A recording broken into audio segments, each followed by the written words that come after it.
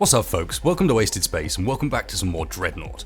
Greybox have kindly sponsored me to make this video, and as mentioned I kind of wanted to get to the point where I could see a bit more of the late game and then come back and talk a bit about how things evolve, because it's the nature of free-to-play titles like Dreadnought where, to begin with, you get a lot of access to stuff really early, but as the game goes on you start to have to grind a bit harder to get hold of things and the game kind of changes a little bit. If you are interested in checking this out, there's a link down in the video description. It is free to play, so you can just go and download it from there. And I figured I'd approach this by posing a few questions and then trying to answer them. So no beating around the bush, let's kick off with one of the biggest questions and the natural one that people are going to wonder about. So is Dreadnought a grind? Which is a word that's got some definite negative connotations around it, and I think that's because a game becomes a grind when you stop enjoying the process. So as soon as you get to the point where progression becomes so slow and progression is your only real motivating factor, that's when grind starts to become a real problem. So how does grinding and how do the later tiers in Dreadnought work?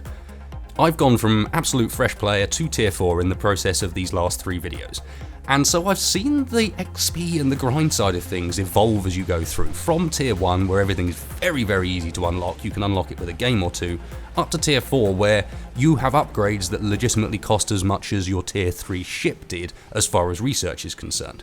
So things definitely slow down. Whether they slow down to a point where you're going to hate it and feel like you're grinding away for nothing very much comes down to whether or not you enjoy the overall gameplay of Dreadnought, of course. But there are some mitigating factors that I think are really going to help Dreadnought escape some of that grind mentality where as you get later into the game you're really having to work quite hard to unlock stuff. One of the bits that's really helping is the fact that it's got multiple game modes, and those game modes keep adding a bit of variety to what you're doing, as well as the fact that there isn't really any way you can focus on just one ship in Dreadnought. The way the team balance works, you are going to end up having to switch around. Although you'll have seen huge amounts of gameplay of me playing in the tactical cruiser, the healer, I'm also really enjoying playing in my destroyer as well, because I've kind of had to go and try other ships, and in doing so have found multiple gameplay styles that I quite enjoy. Now of course that spreads the XP gain out a bit across those ships, but as I mentioned in my previous video, any ship in your fleet gets a bit of a latent XP gain anyway just by being there. So even if you're not playing on the class you really like, you will still be getting a bit of experience on it, and of course it helps keep things nice and fresh. You're not always doing exactly the same thing over and over. The second thing that I think will really help, and has certainly been helping me so far keep finding things fresh, is exactly how things change as far as your ships are concerned as you go through the game and get into the higher tiers, which leads me on to a really interesting second question. So how much do the ships change? Because if you just visually look at them, the ship designs don't progress that far. They're very clearly based off each other. You look at the tier 1 and then you overlay the tier 4 healer. You can see the sort of genealogy as it's gone through. They don't look dramatically different, but as far as how they play, things change up a lot. So you can see at the moment, this is the tech tree for my tier 2 healer. Very limited. Basically all you're doing is upgrading a few things that you've got equipped, and then maybe you'll have a couple of options, like I often use the energy boost instead of the auto repair. But that's about all the customization options you're given. On my tier 4 ship, however, you can see that I can actually change the role of the ship almost. So I can mix things around from being something like a pure backline healer, a bit like I've been playing my tier 2, where it's all about just keeping your team alive, staying out of sight, and hoping that people don't spot you and come and rush you with a Corvette, at which point you're completely ruined. But there's also the option in there to do other things. I can make myself far more tanky, for example. I can act as far more of a disruption espionage type cruiser, where a lot more of my abilities are about affecting the enemy than they are about affecting my friends. Or even to the point where you get things like the weapon overcharge missiles, so that I can actually shoot missiles at friends that make them do more damage. And that's a common theme that runs through all of the tier 4 ships. You have a lot more room to customize and play around with your layout than you do on the earlier craft. To some extent this is a good thing, because it means that as a new player you're not overwhelmed with the amount of stuff not just that you can do, but more importantly overwhelmed by the amount of stuff that can be thrown at you. Slowly it gets introduced as you go through the tiers, people get more and more options. You start seeing at tier 3 for example, all of a sudden there's nukes about the place. And that wasn't really something you had to deal with prior to that point, but suddenly nukes are a thing and you get big AoE explosions in your face that you have to deal with. And that just goes on from there. Destroyers getting plasma ram abilities and just generally other cool stuff that enables you to focus your ship kind of in the way you want to. Now, of course, this is a huge amount of stuff to unlock, and to begin with, you're not going to have access to any of this. You're going to be, well, that tier 2 in the tier 2 to 4 game. You're going to be at the bottom. So let's talk a little bit about, so are we going to get owned? Are you going to be that low tier that just gets taken to the cleaners every time because you're the tier 2 in a match full of tier 4s? And thankfully the answer to that I can immediately say is pretty much no. If nothing else, the way the matchmaking seems to work is you just don't get that many tier 4s in a single game. I assume that this is set up intentionally to keep the spread of players kind of even and so on, even though it doesn't necessarily match them directly, like it's not always 4 tier 4s on one side, 4 tier 4s on the other, sometimes that varies. But they've done enough to make sure that even in tier 2, you're not going to be alone, and you're not just going to be outgunned on every side. I've been playing in the veteran battles, which is tier 2 to 4 as we've mentioned, since my tier 2 ship. And I only really thought about this when I got up into late tier 3, started to unlock my tier 4, and I started thinking, well, hang on a second, I'm now tier 4. Why wasn't I getting beaten up? How did I have such an easy ride previously? And I think part of that is handled by the matchmaking system, making sure that the games just aren't that crazy. And part of that is handled by the fact that more of what you unlock as you go up isn't necessarily sort of game-breaking amounts of health, or massive new guns that do huge volumes of damage, but more options, more ways in which to play. You definitely do see once you start hitting the veteran games, the tier 2 to 4, that the battlefield changes a bit. There's new abilities going off, nukes start coming into it, and the first time you see one of those, you're like, what on earth is happening? And slowly you sort of get a bit more normalized to it. But none of this has ever been so threatening as I just felt straight up useless. With one slight exception, and that is when you end up in a game with a really experienced squad on the other team. Which is kind of to be expected, but I'm mentioning this simply because I actually had quite a lot of fun fighting against a bunch of guys from a group called SOS. I guess this is just playtime based, but we came up against them a number of times, came up with them a number of times as well, played with them. Seemed like really friendly, really nice guys. But holy hell did they own us. Man, did we get wrecked. And this was in such a way that it was almost interesting and actually quite enjoyable to watch how these now fully customized ships that were clearly playing very defined roles worked together. You know, corvettes and fast destroyers that would just spike into the middle of us and annihilate someone and then be gone. Of course that could be seen as negative, but it wasn't the majority of the games we played. I'm just mentioning it because it was actually kind of cool to see, and it will happen sometimes, it's inevitable. We were squadded up, I mean we're rubbish, which is why we weren't doing this to anybody else, but they are out there and that is going to affect things a little bit. And you can obviously understand why they've limited squad sizes to 3 rather than anything bigger than that, because that really would be quite horrible. And it does look like, you can't tell for sure, but it does look like they've limited the number of squads actually in each game to stop it from just being one super organised side just destroying everybody else. What I unfortunately can't talk about is the legendary tier, which is 4 and 5s only, right up at the top. Only unlocked my tier 4 yesterday, so I haven't really had any chance to try it out yet. Whether that ends up changing a bit, I don't know, but it's such a small bracket with tier 4s and 5s in it, I suspect that that's where you really start to see the crazy stuff go off.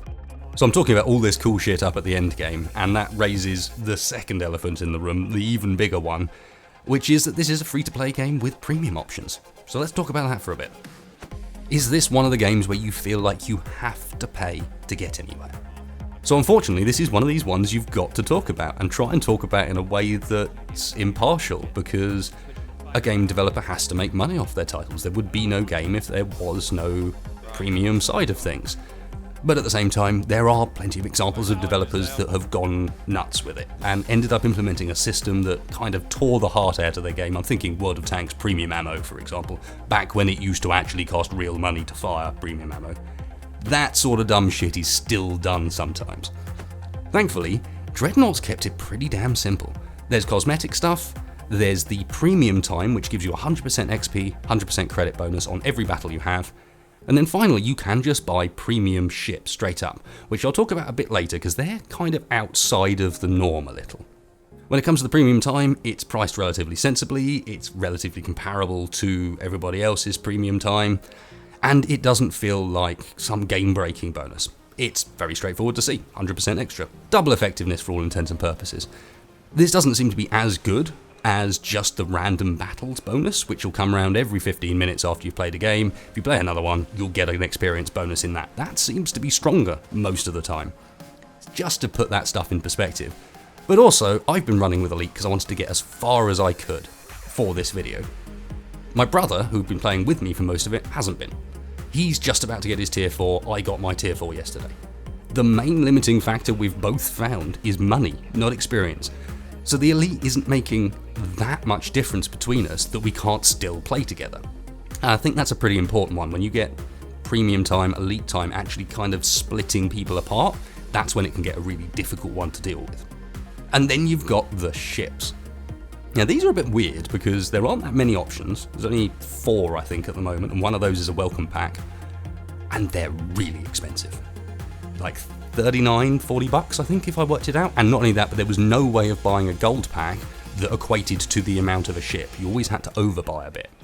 It is the sort of thing where they don't offer any game-breaking benefit. I have a couple from a code that I got for, there's founder pack code where you can sort of get given a Morning Star, I think it's called. I've played it a little bit. It's no different to other Dreadnoughts I've got. It does enable me to access tiers that I couldn't to begin with. So maybe there's an argument there to say, well, at least your friends can buy something and come in and join you. But aside from that, it is just a standard ship, except it can't be configured. You can't change its loadout, and there's no tech tree there to sort of fiddle its role. You've got what you've got. So I really think Dreadnought's premium system has been implemented in a pretty sensible fashion, not a way that's really going to wind anybody up too hard.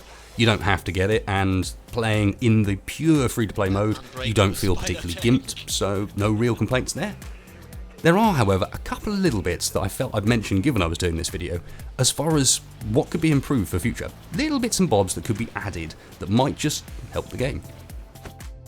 And the first one of these for me, which is kind of personal because you guys know about this one already, don't you? Yep. Colorblind mode, please. Just so many people suffer from colorblindness. You've got a lot of transparency going on in the UI, especially with the blues and the reds, the greens. Is there red? I don't even know. I found out the other night that I'd been calling them the wrong colour half the time.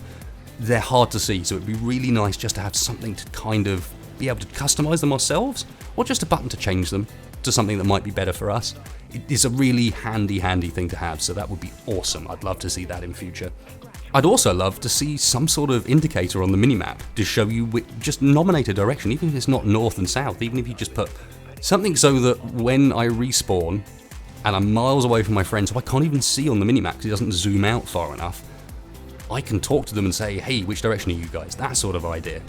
A little thing, but I think it would really help with direction, especially in squads. I absolutely adore the maps, I just wish there was more of them, which is a pretty boring one, but you guys can probably agree with this. These are lovely maps to fight in. There could just be more. More variety is always better. Of course, these are going to take ages to make, so I can kind of understand why there aren't tons, but still, that would be a cool thing to have. And then finally, and this is a huge one, and everyone from Armco is going to agree with me, let us make custom battles. Custom battles would be amazing. It would let communities like ours just be able to go, and tonight guys, we're going to go and mess around in Dreadnought, and anybody can jump in and join us, potentially get hooked on the game, just by coming in and playing some 8v8, 10v10 with friends. Make it unranked, make it not give us any experience. Obviously, I can understand why there's only 3-man squads, because that would be completely game-breaking, letting people group up bigger than that, but custom battles doesn't hurt anybody. So it'd be awesome to see that as a feature, if it's even doable with the server architecture. I don't know how stuff works, but that would just be such a cool one to have. So there you go, guys. That's my thoughts on Dreadnought. I am going to keep playing this game, even though Greybox only sponsored me to do 3 videos. I felt I wanted to kind of use those 3 videos to bookend the game a bit, kind of show you guys what it's like, give my thoughts, my opinions on stuff, and try my best to stay impartial through it. But I will be playing more. I bought a fresh month of Elite last night, so I'm definitely sticking with it for a bit, having a lot of fun, enjoying the big ships, enjoying the carnage. If you like this one, guys, please hit that like button, really helps me and the channel out. If you didn't like it, then dislike button's right next door. If you thought I made a fool of myself or missed something completely, then hit me up down in the comments. Maybe I can come with a fix to it or a response to this video. And otherwise, thanks a lot for watching, guys. I'll catch you for the next one.